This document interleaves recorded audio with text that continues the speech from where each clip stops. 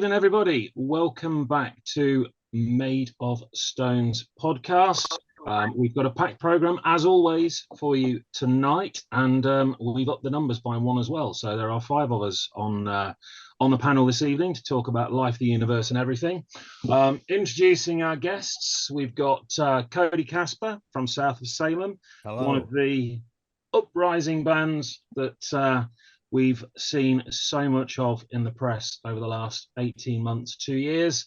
We've got Katie from Hellfire Music Entertainment as well to tell us what it's actually like looking after bands like Kodi's and others as well, and we'll come on to that. And then you've got the usual trio of reprobates, myself, Chris, who looks after all the band booking side of things at Maid of Stone, and our good friend, Mr. Malley. So welcome back, guys. Good to see you all. Let's get the ball rolling, shall we? Chris, what do we want to talk about this week? In my job, it's part of what I do is listening to new bands, listening to bands, established bands, but always keep my eye on who's kind of making moves on the scene, for want of a better cheesy phrase. And what I love hearing band stories. I love seeing the craft and the passion. But what kind of really intrigues me is what it takes for a band to kind of break out of the usual circuit that we spoke about in previous episodes and take that next step up, to where you're sort of playing the sort of 1K cap venues and beyond. Very few bands kind of break out.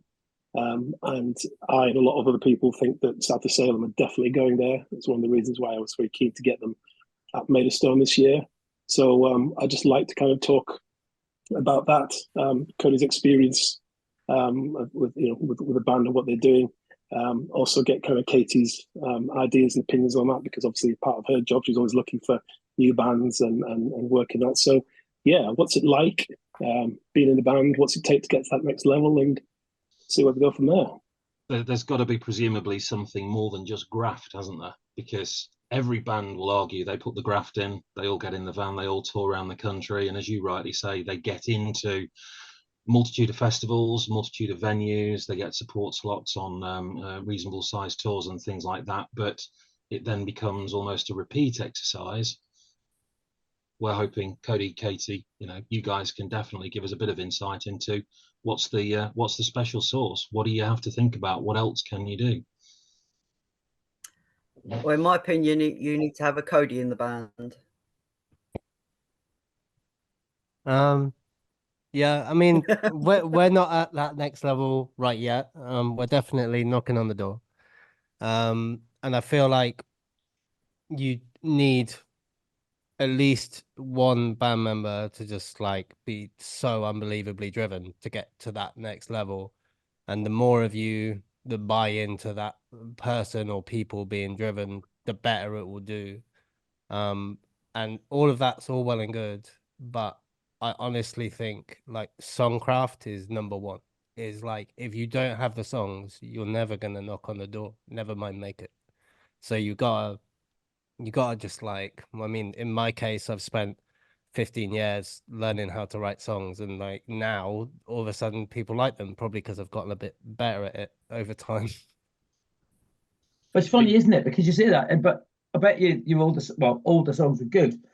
And actually, I think on the outside, if you don't know the industry at all, we all do it. I think we look at comedians, we look at singers, we look at and we go, oh look, they came out. We use the term they came out of nowhere. And actually, I think us in the rocks look at things, even things. I don't watch the X Factor stuff. Not against it, I just don't really watch it.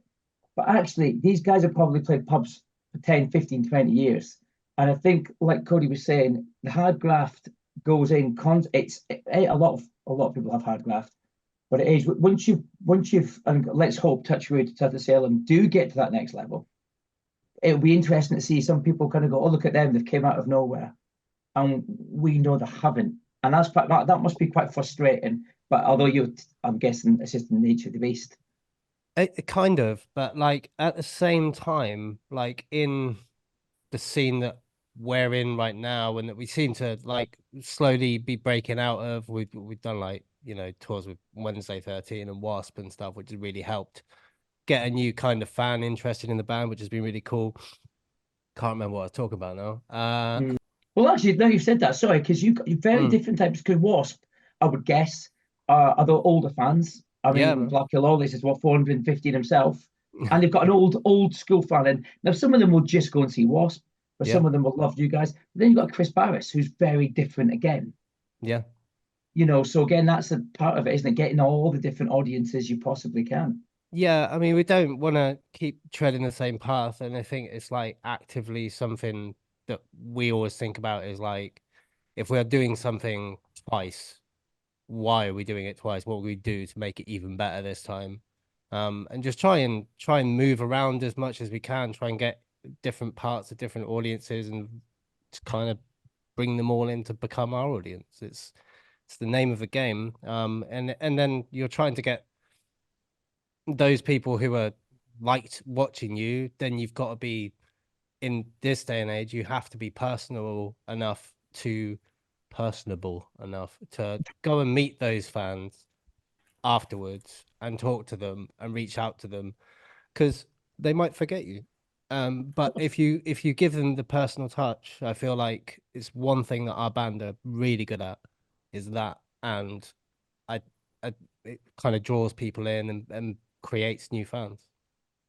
That disconnect that you mentioned, where it would have been 20, 30 years ago, where the bands would have been up on these pedestals and the fans would have just been reaching out and never quite grasping them. That has gone, hasn't it? That connection that you mentioned, it is a lot more personal with fans these days. They do you think they expect it or they appreciate it?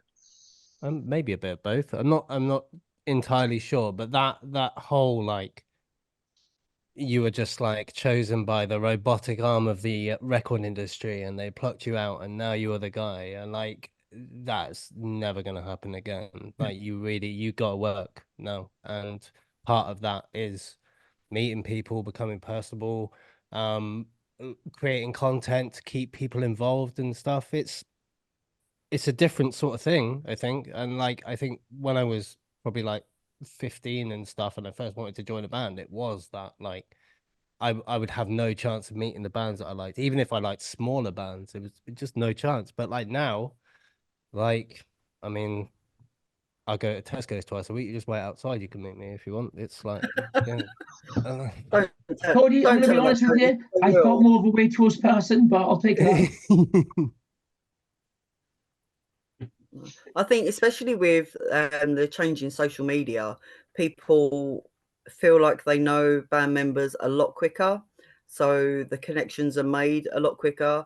And I mean, as Kodi said, the boys are amazing at the amount of time that they spend with their fans, and you know how deep those friendships do go. You know, that's how I know Kodi. So, you know, it's a completely different kettle of fish, back from, you know, like 20 odd years ago when we were working in the industry, and you didn't meet people as much, and you didn't get to know the fans as well. I mean, myself and Kodi have both got photos where we were at the exact same gig that he was playing and I was working for the other band. We never met. And that was, what, 15 years ago? Yeah. Whereas now you walk into a venue, I mean, Pete will be the same. You walk into a venue and you know everybody, absolutely everybody. And it's just because you can make those connections so much quicker because of the social media and the amount of people that I meet who go, oh, I see you pop up on my newsfeed all the time because you're on this or you're tagged on that or you're friends with somebody. And it makes it that much easier for people to make those connections. Presumably that also makes it easier for those fans to get a friendship group out of that fan base easier than they used to as well, which means they're all buzzing by the time they go in for the gig rather than having to almost be warmed up. They're already ready for it, aren't they? Yeah, 100%.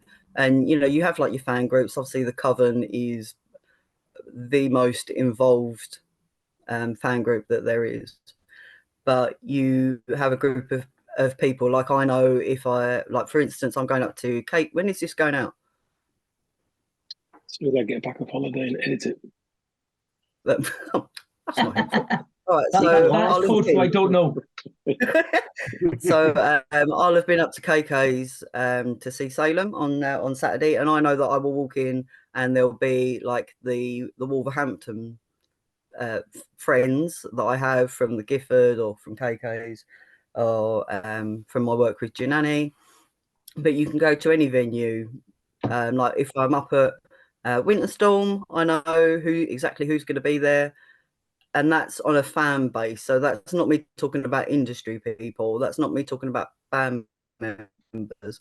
I know which ones of the fans are going to be there. And working with bands, that's something that I really work hard on. And I really spend a lot of time with the fans because, you know, they become friends. 20 years ago, you would have just had a band would have had a fan club, which you'd write off, you know, and you'd get supposedly a generic response back from some intern, probably at the record company.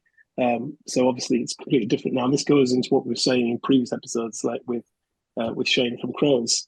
It's like that connection that you have now can really build super fans, you know, who are buying merch, you know, a lot earlier than they would have been on the kind of journey to being fans a long time ago.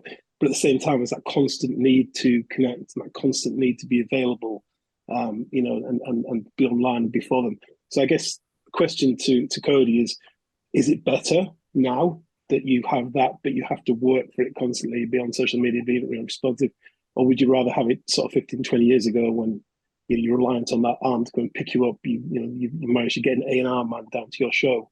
It's obviously a lot harder now, but what's best? It's harder now, but it's better now because now we'll find out, you know, who's really putting in the work.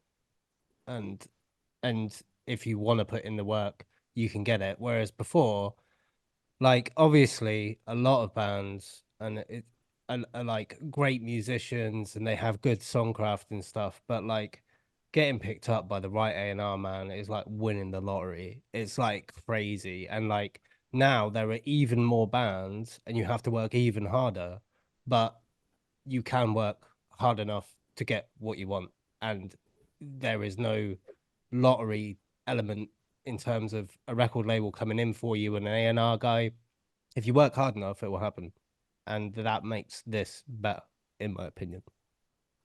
Presumably, you've also got to be accepting of the fact that you're in it for the long haul as well, because this progression and growth element isn't 2 or 3 years now. You go, you know, you're moving up through your venues, and that's a minimum of sort of 8 to 10 years, presumably, and then it's as much again. You know, some of the festival headliners that we see that are just starting to headline festivals these days, they've just released their 20th anniversary albums and things like that. You know, compare that to the 80s, for example, where you've got bands that have only been around 6 or 7 years and they're headlining Monsters of Rock, for example, but it doesn't work that way anymore, does it?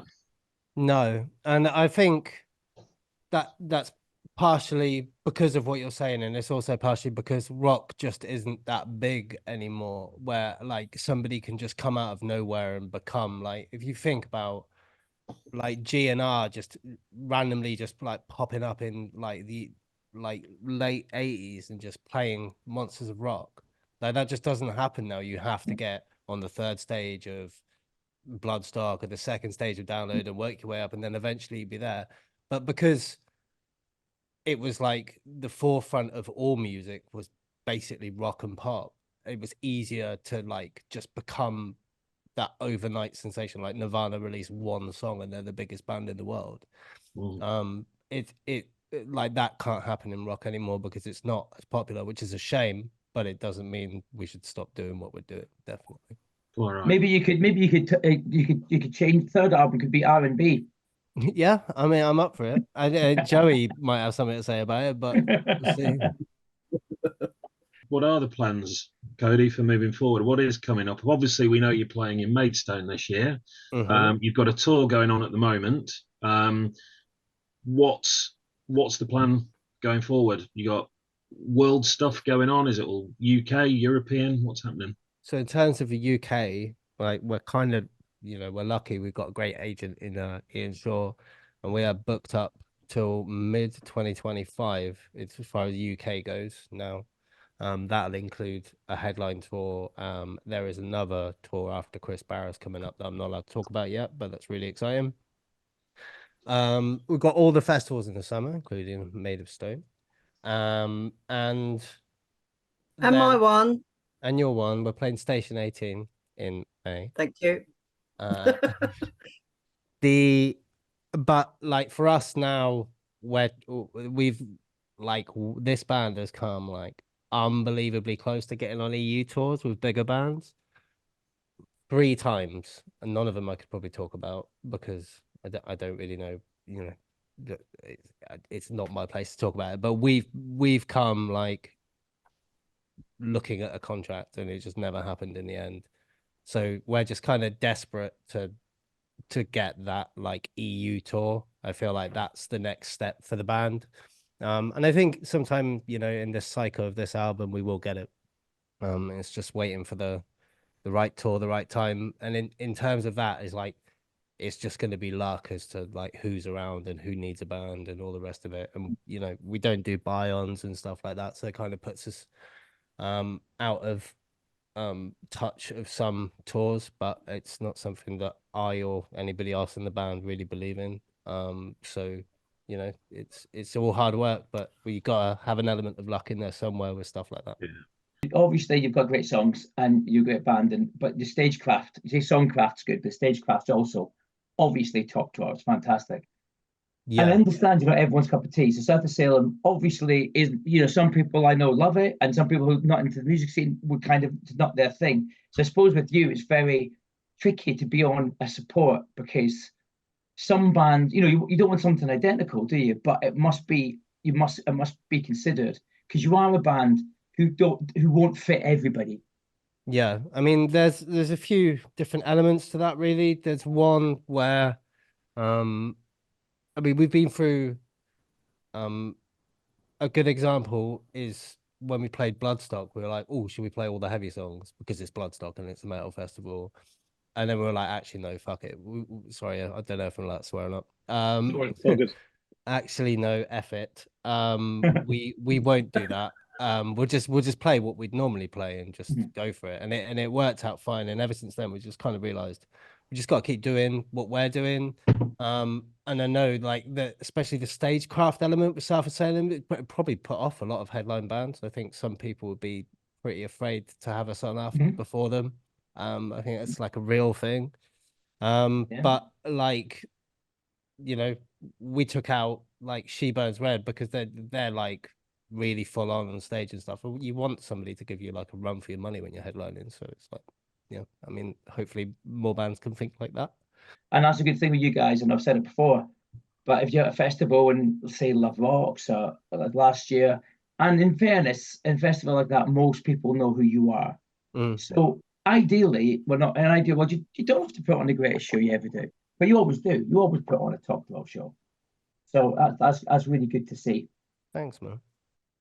That piece about the show, though, that I think that's one of those ingredients, isn't it, as you say, that can make the difference. I mean, watching your set last summer up in Newark, and you're on middle of the afternoon, and you've got flames, you've got dancers. It was the only show or the only set of the whole day where I've actually captured a jump shot. You know, nothing from anybody else. Everybody else is firmly rooted to the stage. Beautiful jump shot in the middle of the of your set, and it's like that's what we're trying to capture. You know, that's the sort of thing. It's the energy that comes with it. It's the show, and it's the added extras as well. That you're not just jeans and t-shirt band playing great music, but where's the visuals? Where's the show? I think people expect a show these days, don't they? But the show itself is attitude. So on that, you're right. Stone Dead last year was credible, absolutely great performance. But I was comparing, I was working at Lockwich, which is a very different kind of day. It's in like a small football ground. It's got a lot of seats going around. As a band, I can imagine a band doing Stone Dead like South of Salem. And a few people said to me, I'm a bit worried about South of Salem because I had Stone Dead stage yesterday. They can't do that at Lockwich. What are they going to do? And of course, they couldn't do everything they did at Stone Dead. But the attitude's still there, and the fundamentals are still there. And every single person at Lockwich got the same experience in a way because the attitude and the love of it and the passion was all there. I remember just thinking, actually, they don't look jaded. They don't look like the second gig, and it was fantastic. And I suppose the stagecraft, but also that whole constant attitude You know, that must be tiring, but it's a great job. It's like it's definitely a natural thing for our band, like the whole attitude thing. Like I don't think there's any like even when we're playing in rehearsals, right? People are like strutting around and stuff. Like it's just is what it is. It just is what it is. And like when we played those two gigs back to back, there's just stuff that gets you rolled up at like Stone Dead, obviously a big sea of people. That's really exciting. But also like the fire and like all the room on stage and stuff, like that gets you fired up. But then at a small gig, you look exactly the same kind of fired up, but you're fired up because like somebody's singing the lyrics back to you and they're like 1 inch away from your face, and that's really exciting as well. And like you can get involved in the audience and stuff. So like there's something to enjoy everywhere, really. Get us going. Now, Kodi, you mentioned before about your agent Ian. How important is it for a band to not only have an agent but have a good agent? So obviously we're speaking to a lot of bands who are wanting to kind of get where Salem are. So what's that journey been like for you, and how important is it? Well, I mean, the one thing that any band will ask us that's like, you know, they're just coming out and they're playing like openers and stuff, will ask how you get an agent, and all I can say is I don't know. Just write good songs, because Ian picked us up before. I mean, I think we released our first song before the pandemic. And then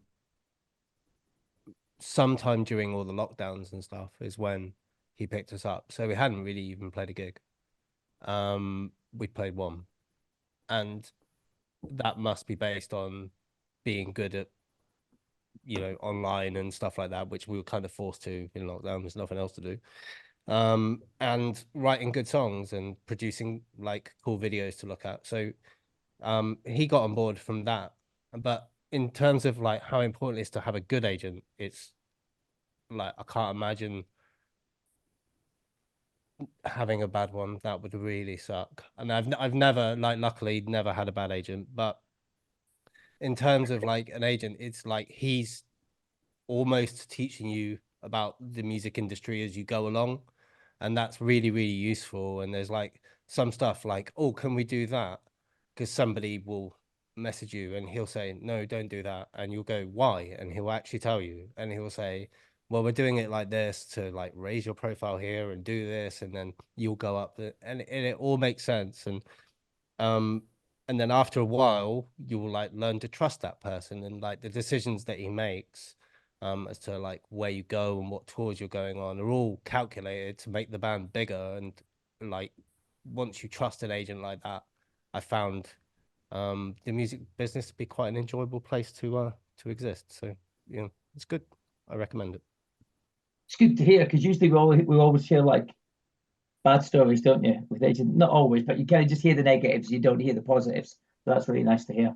Yeah, I think a lot of like bands that I know where they've like fallen out with their agents and stuff, it's just a difference of opinion usually.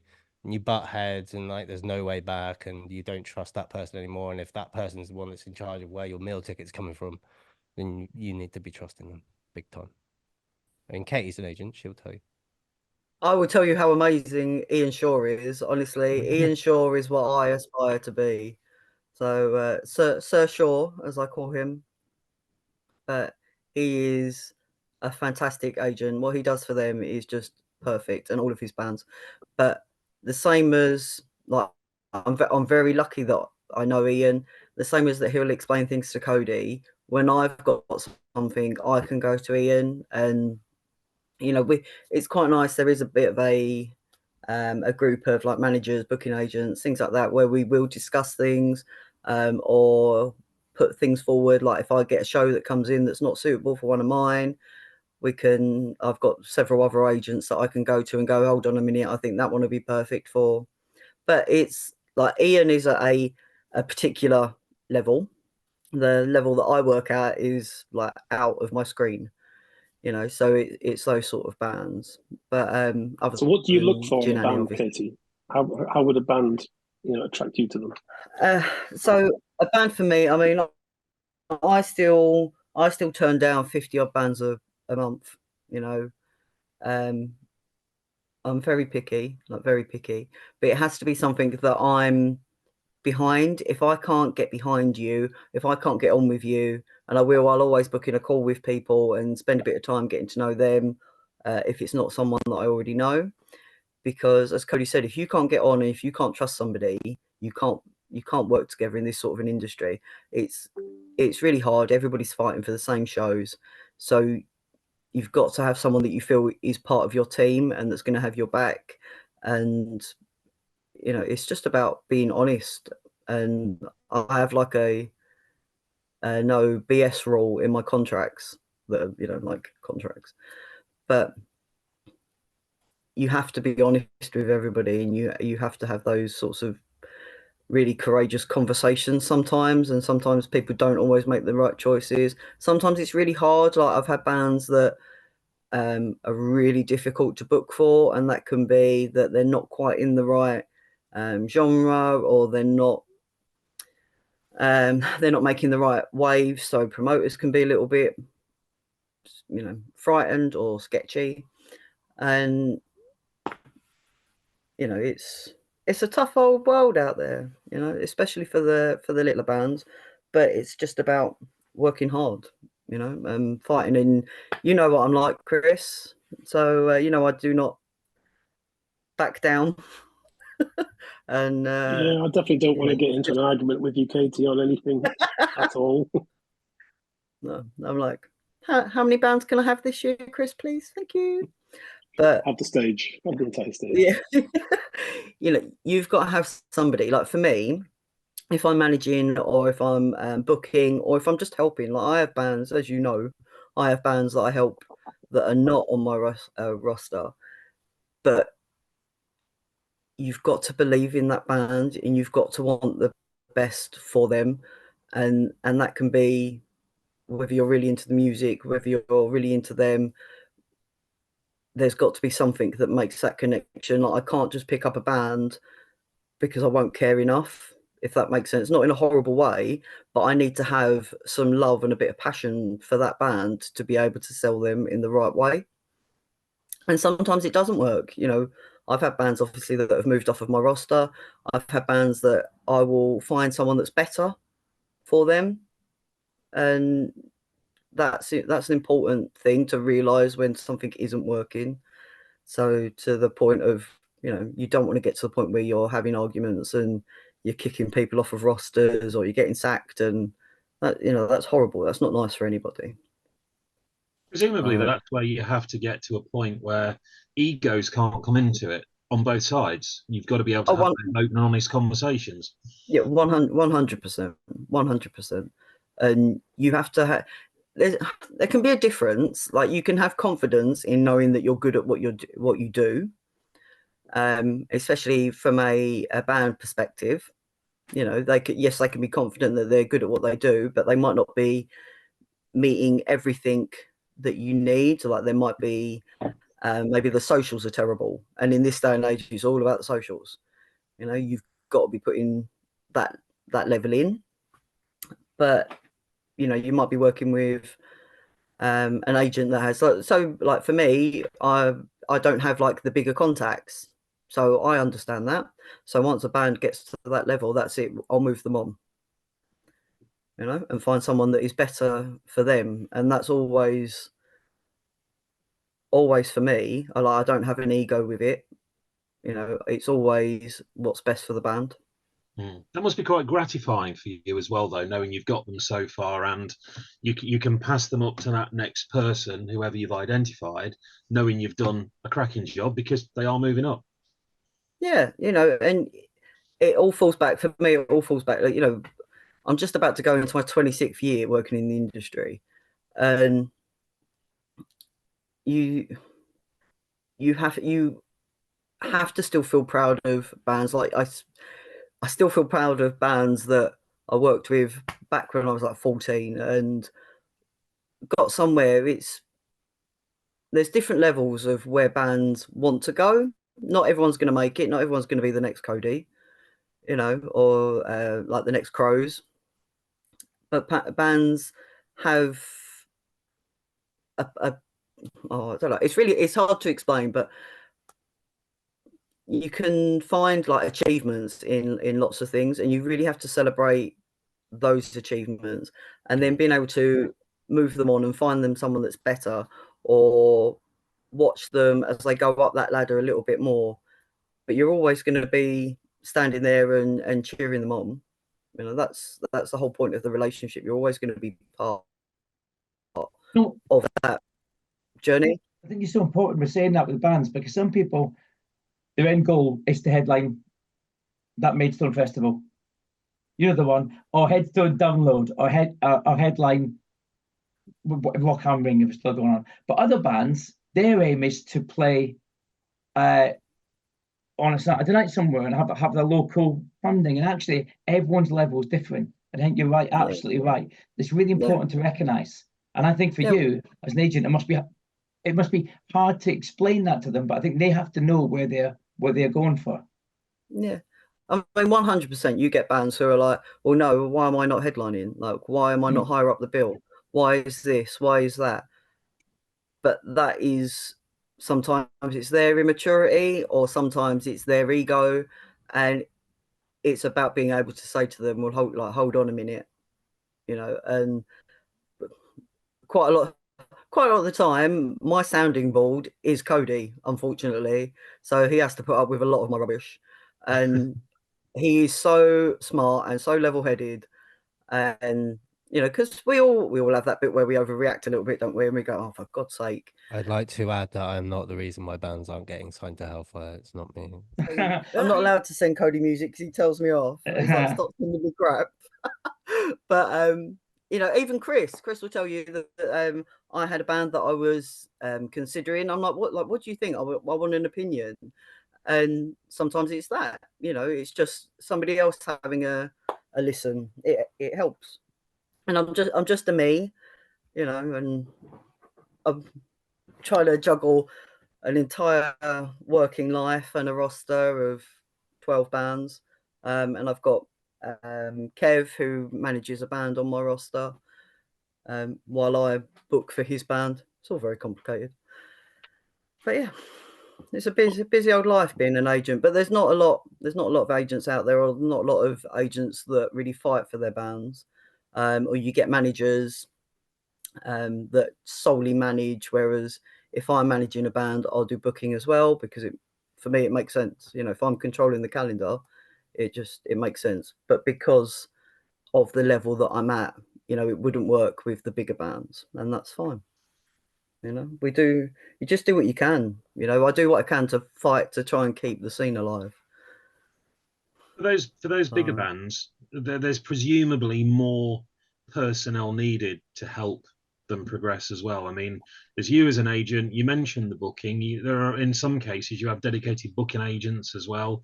There's a manager. There's a PR potentially. What does a full team sheet look like when it's because it's no longer just the band, is it? When I get to that level, I'll tell you. But no, you're right. Everyone is just a cog in a machine, and you could be a very little cog or a very big cog, but you don't work without the other. And yeah, you'll have a booking agent, you'll have a manager, you'll have someone that's running PR, you'll have someone that's front of house. So you take tend to take your own sound engineer, you take your own crew, your merch. You know, merch is important, people, and it's a lot. You might have someone that helps with your socials. So, you know, there can be a lot of people that are relying on those bands. If you Kiss, you might have somebody else playing your guitar. Yeah, you never know. With stuff like that, though, it's like you just add it up and those people come in over time. So like on our first tour, like our first couple of years, it was just like literally us and like our mate driving us, and that was it. And then now we've got like full-time merch, and then on our next headline tour we'll have front of house, and it works the same with like all the extra stuff with like labels. For instance, we didn't want to get signed before this album because it was like it's basically pointless. We can do it all ourselves, so why not do it all yourself? Just put in the effort. And that this album was like 4 or 5 times bigger than the last one, in terms of sales and how much work was involved. And now we're a bit like, if the next one is 4 or 5 times bigger than this, we're going to need some help. So that's like where we're like, we're now in a position where we've built up the band enough that labels are interested in us rather than us having to chase them around, which is pretty cool. It's nice. And like hopefully we'll have some pretty cool options going into the next record, and that's all because of the building, just bit by bit. And only if you're in the band and you're listening, my advice for what it's worth is only bring somebody on when it's totally necessary. If you can do it yourself, there's no money in this game anyway, especially at our level. Just do it yourself. Just try and do it yourself. If it's possible to do to a good level, just do it yourself. Good advice, I think. Good advice. Saying that though, you have, looking at this call and looking at your faces, you do appear to have Adrian, who's a great journalist, sitting in your living room, which I don't quite understand. That's how big you are. That's how the Salem wallpaper you've got. It is. How's the duvet set? Have you got that in as well? Yeah. It matches my t-shirt. We all came representing today. Yeah. This As I is say, bad. that's the one jump shot I got from Stone Dead last summer. Cool, that. I love You've that. all got South to Salem stuff. I've got Murdy Shoe Road stuff. I think that says it all. I've got They got Chug the Life. land free.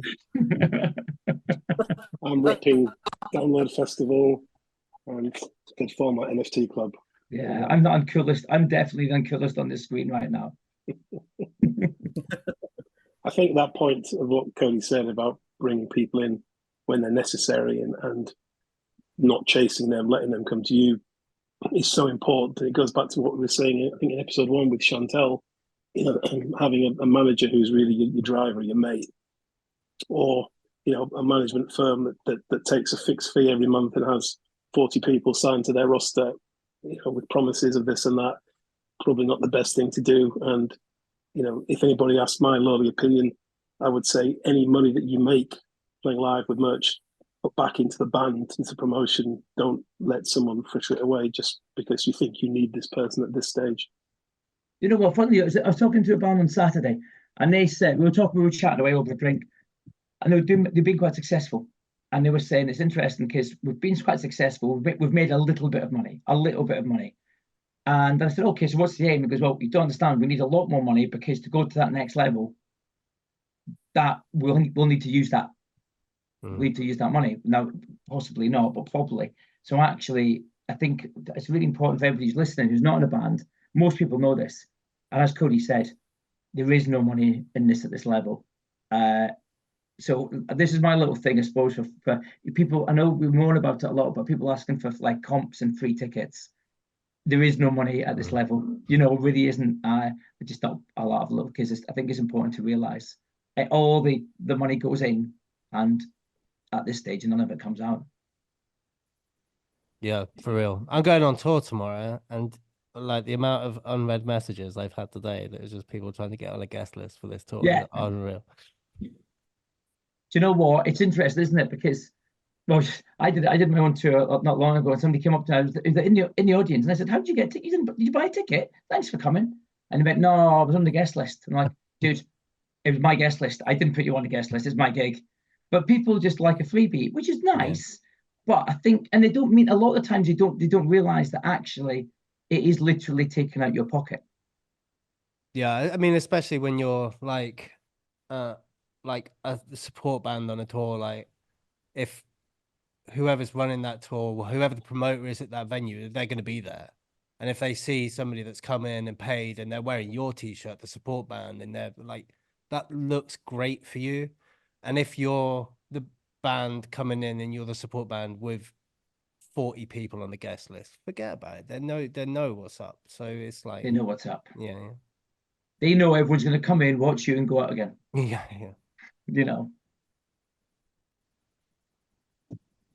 That's been. I mean, to me, it's fascinating because you guys are getting there, and like I said, it's great to see. I think every lineup, every bill, you bring something very different to the bill.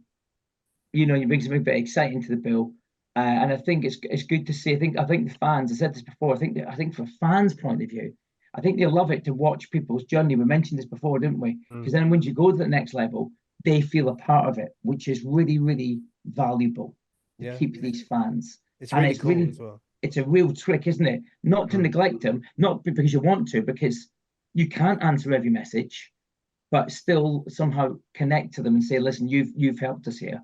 Yeah, it's brilliant. And I think that's what a lot of fans want. I think they want to see a band succeed, knowing they're a small part of it. Yeah, it's definitely come on from like the days where like if you had any sort of glimmer of success, you were sell out and that's the end of it. Like I think now it's quite the opposite. I think if you have success, those fans are like along for the ride and everybody's like super excited for you. Just the lineup you've got, Chris, it's such a varied lineup. And it's a great lineup. I'm not just saying that. It's a great lineup. But aside the Salem on there is going to be brilliant because a lot of these fans kind of live in Kent, go to the festival, maybe not follow the circuit. So it'll be fascinating for me as a fan to see these other people who don't know you and to see the reaction. I know it'll be good, but it's just quite, as a fan, you kind of feel you're partly responsible, although you're probably not. It's quite nice. Yeah, I mean, I think when you get the people who've never seen you before live, especially in a festival environment where we can like sort of really bring out the big guns and stuff, and you like look into the audience and like, you know, I recognize people from like the people that come to tons of gigs. I see them in the audience and I'll like smile at them and stuff. But every now and then you'll see two people you've never seen before and they'll start like looking at each other like, whoa, this is cool. And it just like really gets you going. It's awesome. The hardest thing for me with the lineup is we don't clash on the two main stages anymore. But the third fire starter stage will clash sporadically with either stage as you go through. So I know there are certain bands who are going to draw a lot of people this year, and South of Salem is one. Yeah. I have no doubt about that. I had that in my mind when I first spoke to Ian about the band. And I mean, I knew about the band anyway, and he didn't have to sell them to me. But he was saying they're a hard rock band that appeal to metalheads as well. You know, they've got everything. It's the songcraft, as Kodi says, the image, it's the attitude. So, you know, I do feel a little bit bad for the band that's going to clash with Salem and some of the bands of the weekend there. But what can you do? It is what it is. And it's going to be a challenge for that band to put in what Salem are going to put in, and I hope they do. Yeah. The secret sauce is good songwriting. Kodi made a big thing about that. I can't stress that enough. I listen to a lot of music that's sent in to me all the time. And even before I look at live performances, I'll listen to the recorded music. And if the songs don't grab me, I can't really do much. Hard work, stagecraft, performances, image, energy and attitude, a good agent. Yeah. What else? Good social media. The show. I think I found the word. There is a word for it, but being genuine, what's the word I'm looking for? Being authentic. Authentic. Thank you. Yeah. Being authentic, and I think, and I'm not saying everybody at our level or the fans are a certain age, but a certain age, they can see through that straight away. You can not be authentic for a couple of gigs. You can get away with it. But I think after a couple of gigs, the crack starts showing. So I think that's really important as well. Yeah, I mean, if you're not authentic, you will never get through like a tour, because you have to do that every single night, and you have to love it to do that every single night at the level that you have to do it to get noticed and stuff. Yeah, you gotta be about it. I watched a really big band once. I paid a lot of money for a ticket a while ago. And I was shocked, and I shouldn't have been shocked, but his lead singer twice looked at his watch. Now, it's a small action, but it was an action that made me like going, oh, sorry, am I boring you? It was, and he did it again. I thought, I know it probably whatever, but I did think, and actually, you know, you look back and you're thinking, actually, they didn't want to be there, and I understand it's a job, it's hard work. You've got to be that authenticity matters, and that energy, because energy goes both ways, doesn't it? Absolutely goes both ways. Yeah. Kodi, what's your average audience looking like? Because and I'm talking about age-wise here, because one of the things Chris did, I think, really well last year was by mixing again the acts up, he brought a very mixed crowd to last year's festival. I mean, Skindred, when they played, it was packed, absolutely heaving down by the stage. And the age groups, I was talking to some of the 20-somethings that were there. That was the reason they were there that weekend, was to see Skindred. And I'm guessing you're pulling in a younger crowd as well. You're not pulling in the 50, 60-year-olds that would have grown up with the likes of Zeppelin, for example. I mean, we've got everybody. It's a crazy mix of people, because they're like, we're kind of in that, well, we started in that like new wave classic rock or whatever you call it scene. We got like a bunch of people who were just like into old school rock and roll. They're all there. And we've recently been in like Metal Hammer and stuff, which I think is like, I'd like to think that that's for like younger people, but I don't actually think it is. I think it's just everybody that like used to buy it, like in there for like 30s and 40s now still buy it. So we've got all those guys as well.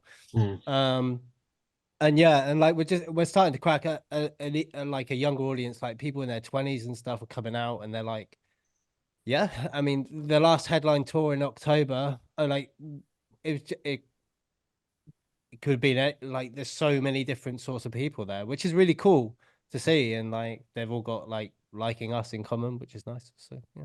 But you have a lot of children at shows, especially at the festivals. People's I think kids it's like the so theatrical element to South of Salem that really gets them invested. It's fun. Yeah. Well, the older people probably like that as well, but they're too embarrassed to say it. Yeah. After the album, so when Salem launched their album in January, I went up and did merch for them. I covered merch, and the morning after, I was in a hotel with so many fans. It was like the Coven breakfast, and there was these two boys drinking blood. Yeah. Yeah, well, I was eating a very cold breakfast after I'd finished talking to everybody. But there were these two boys, like two little boys. I think one's 4 and 7, I believe. And they were so excited to tell me how good the songs were, what their favourite songs were off of the album, how excited they were after the show, were singing parts at me. It was so beautiful. It's so beautiful to see. And it's just there's so many different ages. Like my dad is a huge fan. I get in the car and the album's on, and he's been into rock music since he saw the Stones when he was 15, or Hendrix. So there's a huge demographic, huge. In 20 years' time, Kodi, there'll be a South of Salem cover tribute band. These kids will be making a tribute band. So that's where you've made it. Making more money than me, yeah. South of Scunthorpe. Don't give him ideas. He'll do his own tribute. Yeah, a bit like Gene Simmons, or like a secretly managed one. Kodi, please never compare yourself to Gene Simmons. No, I'm not that. I could never be that much of a twat. Yeah. But if you had his money, that would be quite nice. Yeah, I'm up for it. You then have to come up, obviously, with the it's got to be the unique name that the tribute band has if they're playing South of Salem songs. It's always got to be a clever pun on the actual. It'll be North of Salem, won't it? It'll be South of Scunthorpe, South of Scarborough. It'll depend on where they live. Listen, I'm practicing. I'm aiming for it. South of Stoke. I'm nearly there. South of Salisbury. I'm Joy. The local one can be called South of Salisbury. I think we're in a good space there, aren't we, Chris? I think so. I think it's been quite fascinating to kind of strip back the layers of Salem and work out what it took. No, it's been fun. Like, I hope like some people in bands get to listen to it and it helps them somewhat, because like I listen to like other podcasts of like bigger artists than me, and like I just try and absorb as much of that advice as I can. And the one good one is have you seen Two Promoters One Pod? I love it. But the episode where they're talking about like where bands get billed and like how the agents deal with it is like one of my favorite things I've ever heard in my life. It was heartwarming for me to appreciate that I'm not the only one that has to deal with that kind of madness. I'll bet. And yeah, those guys are great. So yes, thank you for those recommendations. I think it's important to say, as much as we're all fans, we do believe that Salem are knocking on that door. It's not job done, is it? I mean, this is kind of almost the hard work just beginning, in a lot of ways. Yeah. There is an element of that, and there's like, because it's going so well, we sometimes think, oh, this is quite good, and then we have to be like, no, wait, next thing. Let's keep it going, keep the momentum going. We don't want to just be the band that like stops halfway there. That would destroy me. Like, so I just want to keep on going. Look at the history of the bands that have made it.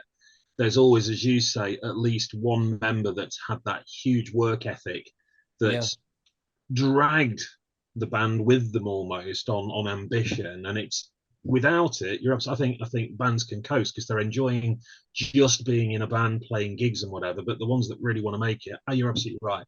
Ambition's got to be there, and somebody's got to drag everybody up by the bootstraps and pull them along. And it's not for everybody. Like our old drummer, like bless him, he's like the soundest guy ever. But like as soon as we started getting tours, he's like, I can't do this. And now he just plays in a band that plays like a few local gigs and stuff. He's loving life. Like sometimes that's just enough for some people, and then sometimes you're just crazy like me, and it's next thing. So apart from the main stage at Maid of Stone, where can people go to find everything Salem? It's official South of Salem on basically everything. You can do that.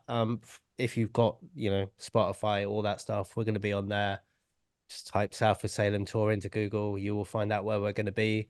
And then this won't go out for Chris Barris, so I won't talk about that. And yeah. And I can't talk about the tours later on because they haven't been announced yet. But keep an eye on the socials. That's where we'll be. More to come. Yeah. And hopefully we'll check back in with you at the end of the year and see how those went. Yeah, man. That'll be up. Katie, tell us all about Hellfire. I'm busy. Stop sending requests to get into Hellfire. She's getting 50 a week. Yeah, please, I'm trying to buy a flat. Just give me 10 minutes. But I've just booked a huge show for January. I have booked something at KK's, so which is huge, massive for me. So hopefully that will have come out by then. Who knows? We'll see. I have hellfiremusicentertainment.com is my website, or just you'll find me. Hellfire Music Entertainment on Facebook, or Katie Richardson on my private one, which isn't very private at all. Peter? They're quite quiet, but saying that, I'm supporting Toby Jepson for 3-4 of his shows, so that'll be interesting because he's a comedian and he's doing storytelling and acoustic stuff, so that'll be lovely. Travel around the country with him for a few gigs and a few festivals, but I'm mainly writing. I'm trying to release another book this year, so happy days. But I will be somewhere in a field, probably. Well, you'll see me at the Portaloo somewhere, just having a pint and enjoying life. Hopefully not enjoying the pint in the Portaloo. You know what? Only first thing in the morning. Adrian, where can we find out what you're up to? You'll find most of my stuff online at myglobalmind.com. And if you're partial to a bit of the old printed material, you'll also find my work in Powerplay magazine, which is available from all good newsagents and WH Smiths as well. Thank you, Powerplay, for the 10 out of 10 review of our album. Yeah, we love that music, mate, honestly. And I'm maidofstonefestival.com, Maid of Stone Festival on every single kind of social you can imagine. And yeah, if you haven't got your tickets yet, look forward. Hopefully you'll get them, and look forward to seeing you all in July. Last year was amazing. It'll be awesome. I'm going to jump off so much stuff. Please, so much. Not my tent. Yeah. All I'm going to ask Cody is not my tent. That's all I'm asking. I can't promise. Can we have a bit less rain, though? Can we please have a bit less rain? I was a drowned rat. I've spoke to God, Dave Grohl, and he said it's fine. No rain. Thanks, Pete. Love you. I've done a Sundance. I've done a sacrifice. I don't know what else I can do. We're getting something.